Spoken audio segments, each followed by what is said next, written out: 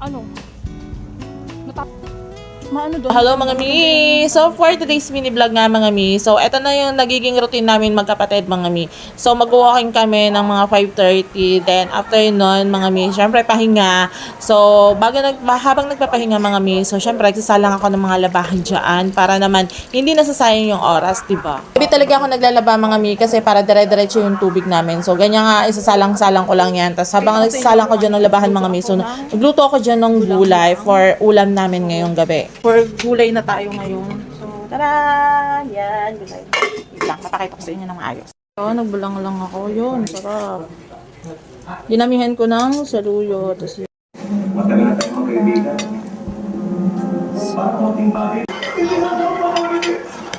Ay kaagapay. Chicharon. Sabi ko sa hindi eh. Para sa ano eh. Ulam, di ba niya? Di ba?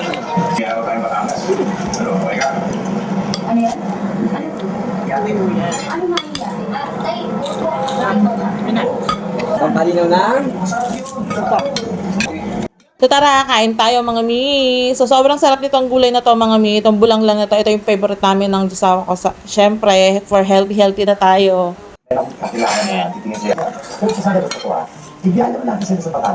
Habang nga nakain kami dyan mga mi, so may nakasalang talagang halabahan dyan. So tapos na, siyempre, sasampay na natin.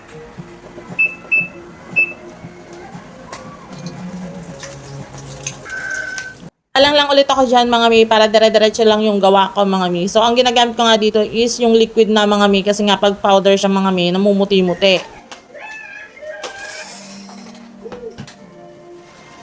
Papansin nyo nga dyan mga mi dito sa camera ko, ayan, medyo gumalaw-galaw siya mga mi kasi nga malakas yung hangin dyan mga mi. Lalo na pag ganito gabi na mga mi. Kaya sobrang sarap din magtambay dito sa terrace namin mga mi kasi malakas talaga yung hangin. So ayan, no problem na ako dyan magpapatuyo ng mga damit kasi nga malakas yung hangin dyan mga mi. Tapos kinabukasan, tuyo na talaga yan siya. So ganyan, sobrang dilim na nga, sobrang sarap din talaga. Talagang makakapagmuni-muni ka.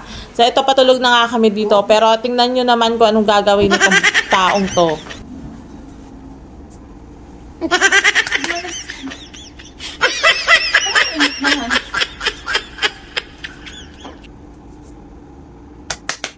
So sabi ko nga sa kanya mga mi, hindi ko talaga i-edit yan mga mi. Upload ko kasama talaga yan siya. Bahala siya.